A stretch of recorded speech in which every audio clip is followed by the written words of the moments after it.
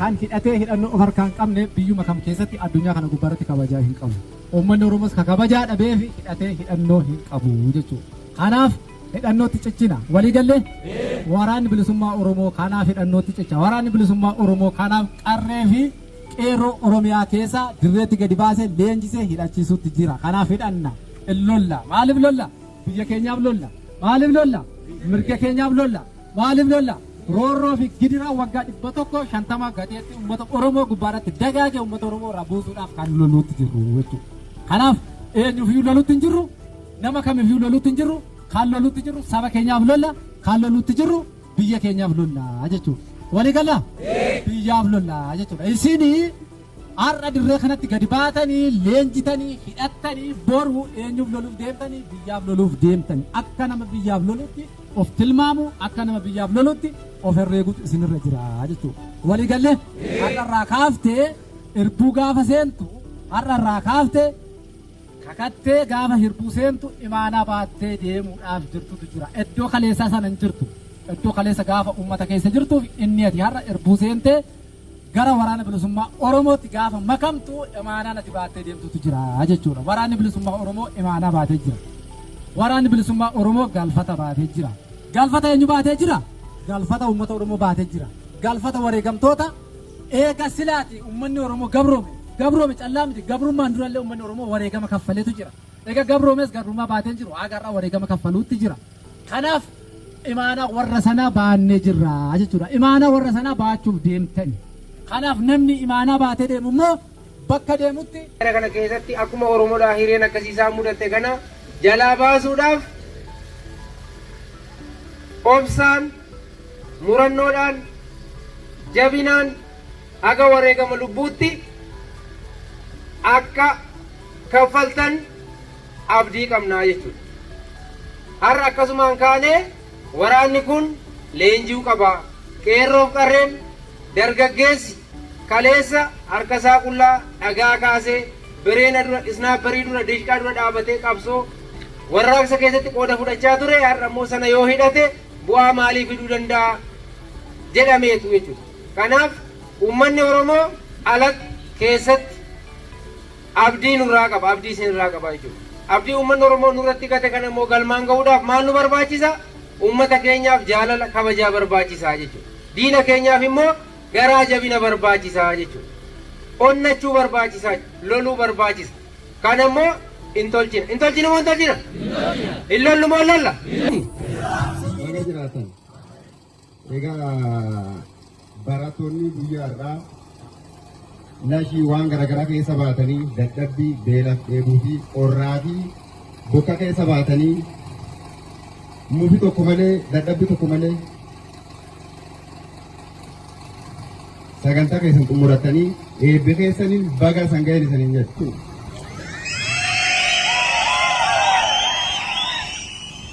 Inni lammataa uummanni naannoo kanaa ijoollee kan bira dhaabbattanii ijoollee keessan uf kennitee qabsoo saba kanaatiif mana baat jettanii ergaa beektanii booda ijoollee kan bira dhaabbattanii dadhabbii waan qabdan hundaan bira dhaabbattanii ijoollee kan sadarkaa irraatiin ga'uu keessaniif galata keessan bilisummaan saniin jedhe. Akkasumas barsiisonni barattoota kan faana dadhabdanii mufi tokko malee dadhabbii tokko malee ijoollee sana barsiiftanii waan hundayyuu sadarkaa kanaan ga'uu keessanii fi galatti keessan bilisummaan saniin jedhe. Egaa kanasaan sun gara haasa kiyyaatti yoon darbe barattoonni har'aa barattanii guyyaa eebba keessanii gammachuun gaggeeffachaa jirtan ba'aa guddaa fi imaana guddaatti san eegataa jechuudha. Imaana qoosan dhufu osoo hin taane imaana lafeen jaalliwwanii lafeen saba kanaatii fi waan baay'eetti itti dhangala'ee lafeen itti baddee sadarkaa kanaan ga'e malee qabsoon kun qabsoo qoosan arma geesse miti jechuudha. Isa kana immoo ufitti fuutanii qabsoo saba kana galmaan keenya qawween isan baachuuf deemtan ammoo qawwee lafa fuudhan osoo hin taane qawwee jaallan meeqarra kutee bakka jaallan wareegamaniif san buune hawwi jaallan keenya galmaan keenya hawwiin jaallan keenya yookaan kaayoon jaallan keenya daandii irratti hin hafuu. Qabsaawwan ni kufaa qabsoon itti fufaa jaallan erga wareegamteeti qawwee isaanii fuunnee galma bilisummaatti ni dhaqqabsiifna jettanii qawwee tan kaasuuf deemtuu jechuudha. Isa kanaaf ammoo qawwee kana kaasuun dura tokkoffaa sammuun keessan jalqaba irratti isa kanaaf qophii ta'uu danda'u qabaa jechuudha. Waraan bilisummaa Oromoo ta'uuni callisaniituma waraan bilisummaa Oromoo ta'an osoo hin taane qawwee fidhannoo arganii dhufan osoo hin taane bareedina hidhannoo bareedina rastaa laalanii dhufan osoo hin taane uummanni Oromoo maal keessa jira akkam ta'aa jira du'aa jira waan ta'aa jiru hundi keenya walumaan beennaa jechuudha. Uummata keenya kana gadadoo keessa baasinaa jennee kan bosonatti galleeffan kan ofitti fuutanii sammuu teessaan isa gaaf jalqabaa akka uummata sun osoo hin taane gara sammuu waraanatti naamusa waraanni tokko qabu sassakka waraanni bilisummaa Oromoo tokko qabu yaada waraanni bilisummaa Oromoo tokko qabu barattaniitu sammuu qabataniitu waan taatati qawwee jaallan irra wareegamtuun qabatanii galma bilisummaa sun akka isaan geessanii abdii guddaa isanirra qabaa jechuudha.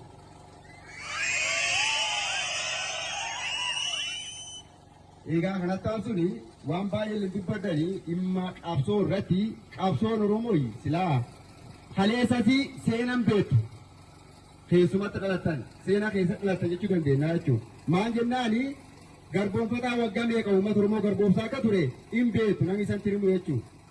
Garbummaa keessatti dhalatanii ofirra qorachuuf ammoo qawwee keessan qabatanii baanee falmannaa jettanii mana baasanii jechuudha. Isa kana irratti ammoo waan sabii jaalatu waan kaayoon jaalattu malee waan kaayoon hin jaalannee fi waan uummati Oromoo hin jaalanne hin hojjannus hin hojjechiifnus jechuudha.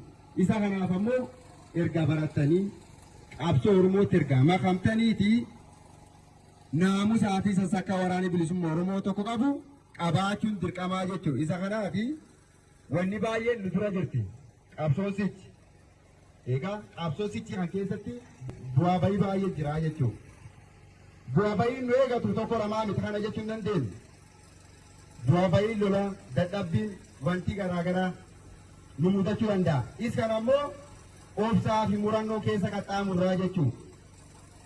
Kanaaf baranneetu akka barbaannetti barannee galli akka barbaannetti jiraannu otoo hin taane barannee eebbifamnee saba kanaaf riqicha taanee dabarre utuu kan dhufu haa bilisoomuuti jennee akkasii qabnaa jiruuti. Isa kanaaf ammoo namni waan akkana biratti murteessee isa kan ufitti fuudhee qabsoo saba kanaatiif ba'e saba Oromoo irratti rakkoo geggeessuu miidhaa geggeessuu waan garaagaraa irratti hojjeta yoo taate dhiiga filateen jaallan kaleessa.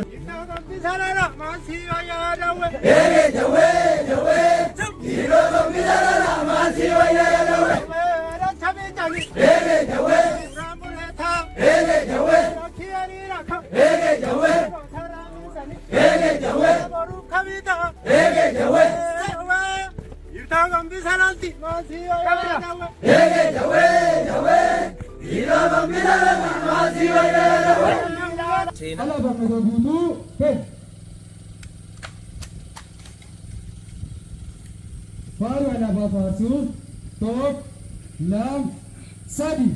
Alaabaa Oromoo itti tuduukana guyyaa siraa bandee garbummaa dhaabana uumumillee kufuu kana beeksiramna falmaraan deebinuu tareera dhaabanna ilmaan saba keenyaa bakkuma jirani garsiraa bujjechaa falmarra kubani. Igasi bajasa lamezi bolesa Oromia rati kasuma nafisa Asasinara abdi walabuma Iganga sidamna ya wajidokuma Balari uftesa adisa regante Malato motuma Oromo dadate Sigarati bula Uya doktadule Uya sunirufa Angamyo turele Alaabaa Oromoo itti tuduukana guyyaa siraa bandee garbummaa dhaabana guyyaa siraa bandee.